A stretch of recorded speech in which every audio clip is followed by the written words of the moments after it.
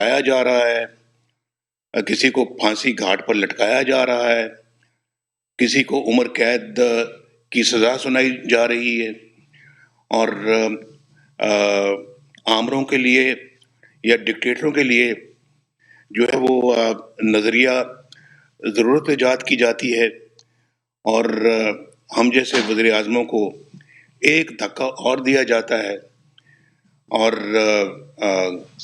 डिक्टेटरों को गले लगाया जाता है, उनके गले में हार पहनाए जाते हैं, और फिर जो आइन तोड़ते हैं डिक्टेटर जो हैं, उनको आइन तोड़ने की के इनाम में आइन को अमेंड करने के लिए इख्तियारात दिए जा रहे हैं। 3-3 साल के लिए कहा जा रहा है कि आप आइन से जो मर्जी खिलवाड़ कर लें, आपको कोई नहीं पूछेगा, आपको तो हार पहनाना चाहिए। आपने एक मुंतखब वज़ीर आज़म को निकाल के बाहर किया और ख़ुद आपने आके तो संभाली ऐनान हुकूमत। उसके बाद इसी कोर्ट में से मुझे आपको भी पता है, आप सबको भी मालूम है कि गॉड फादर तक मुझे कह दिया गया, सिसिलियन माफिया तक मुझे कह दिया गया, और एक जज जो अजमत सईद शेख साहब हैं, उन्होंने तो एक कहा मुझे, मैं वज़ीर आज़म था पाकिस्तान का और किसी की प्रमोशन का मामला था। आप कभी सुनेंगे वो मामला तो आप भी बड़े हैरान होंगे और हैरत ज़दा हो जाएंगे। तो वो जज साहब चाहते थे कि इसकी प्रमोशन हो, मुझे पता भी नहीं केस का, और वो नीचे ही जो है ना वो ब्यूरोक्रेसी में, गवर्नमेंट में वो केस कहीं था, पता नहीं प्रमोशन बनती थी या नहीं बनती थी। तो जज साहब ने कह दिया कि वज़ीर आज़म को पता होना चाहिए कि अडयाला जेल में काफ़ी जगह है। आप अंदाज़ा करें, ये रिमार्क्स एक जज मुल्क के वज़ीर आज़म के बारे में पास कर रहे हैं, और पार्लियामेंट को बेवकूफ़ करके रख दिया है, हुकूमत को मफलूज करके रख दिया है, कोई रिट हुकूमत की नहीं रहने दी।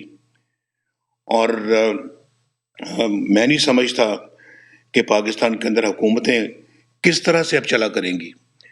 पार्लियामेंट किस तरह से, हम उसको कहते हैं कि जी ये सबसे बड़ा आला इदारा है, तो कहाँ कौन सा आला है? आज उसकी किसी भी चीज़ को कोई अहमियत नहीं दी जा रही। अब हालांकि इस कानून को पास किया पार्लियामेंट ने चंद दिन पहले, और उसकी भी कोई परवाह नहीं की जा रही, लेकिन पार्लियामेंट को अपने आप को ज़रूर असर्ट करना चाहिए, और करना चाहिए। अगर पाकिस्तान ने सरवाइव करना है, पाकिस्तान ने जिंदा रहना है इंशाअल्लाह, तो पार्लियामेंट को असर्ट करना होगा। और मुझे बताएं कि दुनिया के किसी और मुल्क में ऐसा क्यों नहीं होता? किस मुल्क में आपने देखा जो पाकिस्तान वाला कोई आज जो है ना वो तस्वीर आपको नजर आती है, जहां सब कुछ हो रहा है जो यहां हो रहा है वो किसी और मुल्क में हो रहा है? दुनिया को तो आप छोड़ें, आप साउथ एशिया की बात करें, हमारे इर्द गिर्द के ममालिक की बात करें। हम तो 70 साल से यही कुछ देख रहे हैं। 1953 में पहला फैसला आया था नजरिया जरूरत के तहत, और नजरिया जरूरत क्या सिर्फ डिक्टेटरों के लिए है भाई? अगर मान लिया कि नजरिया जरूरत है कोई चीज, तो कभी किसी वज़ीर आज़म के लिए भी कभी नजरिया जरूरत इस्तेमाल हो जाता, कि सिर्फ डिक्टेटरों के लिए नजरिया जरूरत इस्तेमाल होता रहा है। और पाकिस्तान के 70 सालों से हम यही तमाशा देख रहे हैं, बार बार यही तमाशा देख रहे हैं। बार बार इलेक्टेड गवर्नमेंट्स को किक आउट किया जाता है, और बार बार अदलिया जो वो एक धक्का और देती है उन वज़ीर आज़मों को। और ये मैं समझता हूँ कि ये मैं अदलिया की बात नहीं कर रहा, मैं उन जजेस की बात कर रहा हूँ जिन्होंने ये किरदार अदा किया है, और आज भी कुछ नहीं बदला, आज भी वही किरदार अदा कर रहे हैं। और आज मुझे बताएं कि ये जो 3 जजेस का जो बेंच है, ये उन 4 जजेस के बेंच के फैसले को मान ही नहीं रहा, और जिसे ये फैसला कहते हैं یہ فیصلہ نہیں ہے.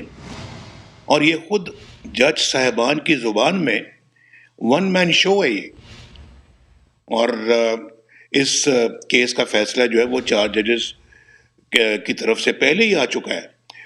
تو پھر ایک شخص کو کیسے اجازت دی جا سکتی ہے کہ وہ وزیر اعظم بھی بن جائے, یعنی چیف جسٹس پاکستان کا وزیر اعظم بھی بن جائے, وزیر دفاع بھی بن جائے, وزیر داخلہ بھی بن جائے, چیف الیکشن کمشنر بھی بن جائے اور پارلیمنٹ بھی بن جائے, سب کچھ بن جائے, وہ حکومت بھی بن جائے.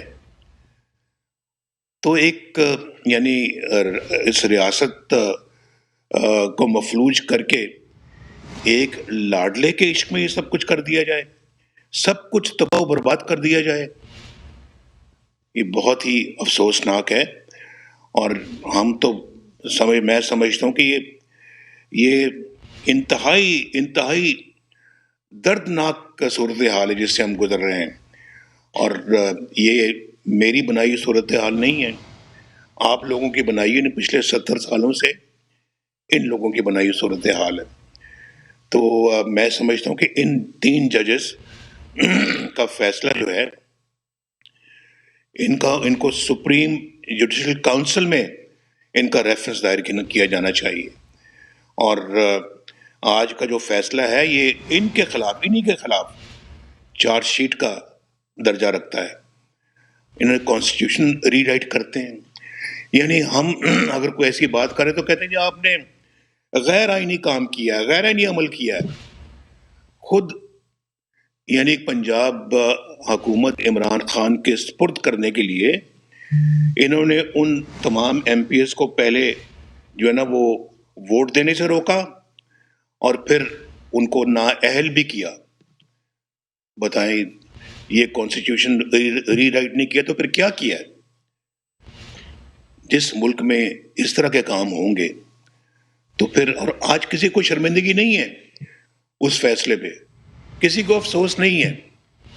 ہم بار بار یاد کراتے ہیں, ہمیں میسج دیتے ہیں جی کہ ہم اپنا جو ہے نا یہ ججز پہ جو تنقید ہوتی ہے یہ ہم برداشت نہیں کریں گے, ہم ان کا تحفظ کریں گے.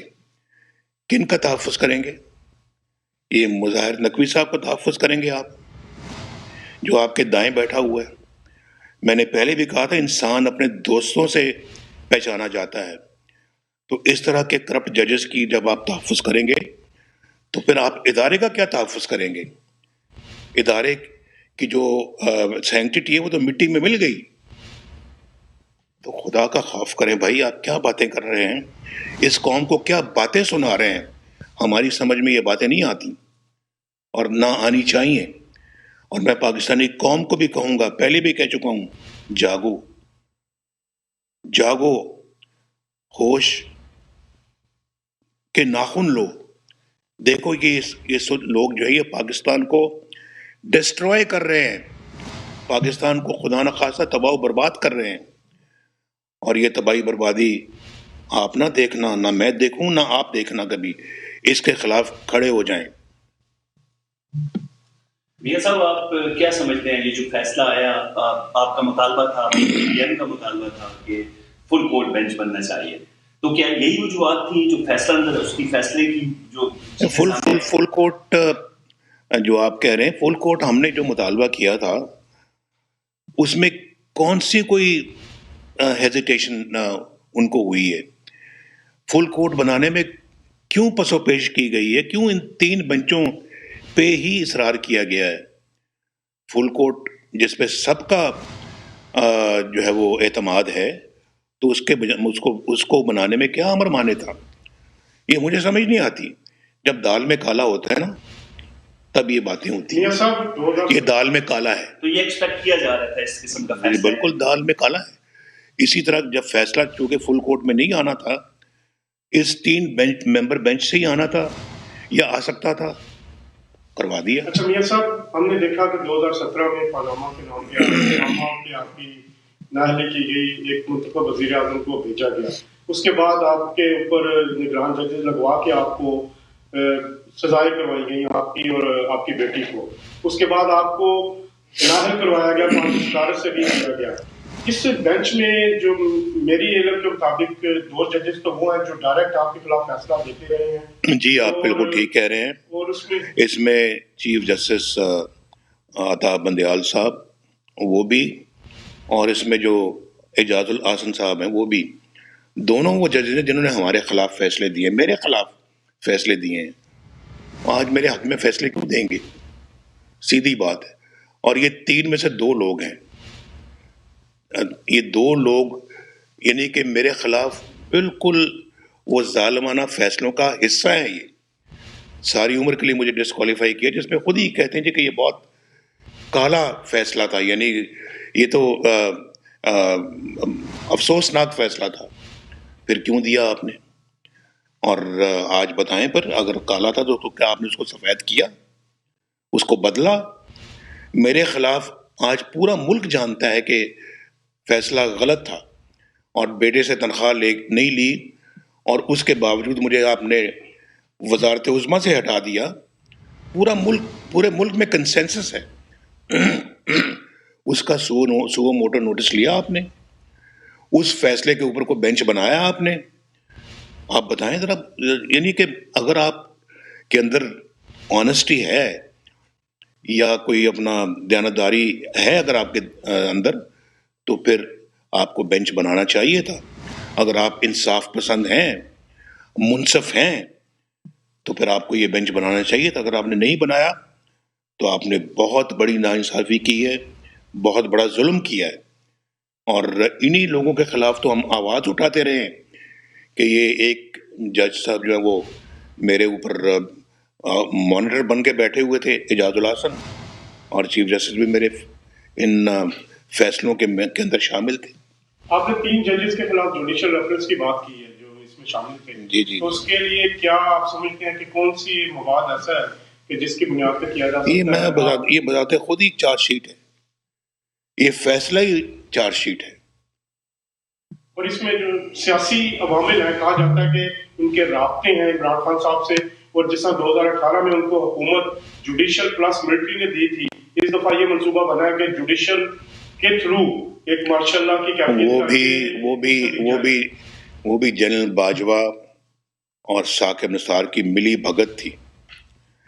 اور اس میں شامل تھے اپنا جسٹس کھوسا، اس کے اندر اعجاز الاحسن بھی شامل تھے، اور اس میں اور بھی 2-3 ججز شامل تھے جنہوں نے مل کے، عظمت سعید شیخ بھی شامل تھے، مل کر اس وقت کے ملٹری جو اپنا یہ تھے اسٹیبلشمنٹ کے جو چیف جنرل باجوہ، اس کے بعد جنرل، انہوں نے اور ان ججوں نے مل کے نواز شریف کو نکالا تھا.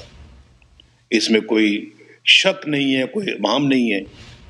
اور نکال کے تو پاکستان کی یا تباہی کے راستے پہ ملک کو چلایا تھا. عمران خان کو لا کر آج میں نے ابھی چند دن پہلے کہا تھا، میں نے کہا اگر اس طرح کے فیصلے آئیں گے یہ ڈالر 500 روپے کا ہو جائے گا. اس طرح کے فیصلے آئیں گے سبزیاں بھی 500 روپے کلو بکیں گی. اس طرح کے فیصلے آئیں گے چینی، دالیں، گندم، آٹا، بجلی، یہ سب انتہائی مہنگی ہو جائیں گی. ہم سزا تو کہنے کو دے رہے ہیں نا اپنا نواز شریف کو، تو اصل سزا تو پاکستان کے عوام کو مل رہی ہے. پاکستانی قوم یہ آپ کو سزا مل رہی ہے، آپ کو سازشیں انہوں نے کی ہیں، سزا آپ پا رہے ہیں. اور جیلیں میں نے بھگتی ہیں، ہم لوگوں نے جیلیں بھگتی ہیں، لیکن اصل سزا آپ کو مل رہی ہے. میاں صاحب، پاکستان کی تاریخ میں اس طرح کی مثال نہیں ملتی. الیکشن کمیشن کا جو کام ہے وہ سپریم کورٹ کر رہی ہے. کیا پی ڈی ایم خاص کر پی ایم ایل این ہر قسم کی قربانی کے لیے تیار ہے اگر یہ اس فیصلے کے خلاف جس کو آپ تسلیم نہیں کر رہے؟ میں تو اپنی پارٹی کو یہی کہہ چکا ہوں جو میں آپ کے سامنے کہہ چکا ہوں، اور جو قوم کے سامنے میں نے کہا ہے، میرا یہی نظریہ ہے، اور پارٹی کو بھی میں نے یہی کہا ہے، اور آئندہ بات ہوگی تو میں یہی میسج دوں گا انشاءاللہ. کیا سپریم کورٹ میں بغاوت ہو چکی ہے؟ ایک بڑی تعداد جسٹس قاضی فائز عیسیٰ جیسے ججز نے جنہوں نے ایک فیصلہ دیا اس کو آج انڈو کیا گیا 6 رکنی بینچ بنا کے. آپ کیا سمجھتا ہے کہ ود ان سپریم کورٹ جو ججز ہیں انہوں نے اس بغاوت بلند کر دی ہے؟ ان ججز کے خلاف جو کہ اس طرح کے فیصلے صادر کر رہے ہیں، ان ججز کو میں سمجھتا ہوں کہ جو ان کی کوششیں ہیں وہ بالکل جہاد ہے. بہت شکریہ. مسلم لیگ نون کے قائد میاں نواز شریف صحافیوں کے سوالوں کے جواب دے رہے تھے. انہوں نے کہا سازش انہوں نے کی، قید میں نے کاٹی، سزا عوام کو ملی ہے. اور ساتھ کے ساتھ انہوں نے اس بات کو بھی دہرایا 3 ججز کے خلاف سپریم جوڈیشل کونسل میں ریفرنس دائر کرنا چاہیے. فل کورٹ پر سب کا اعتماد ہے، جب دال میں کالا ہوتا ہے تو یہ باتیں ہوتی ہیں.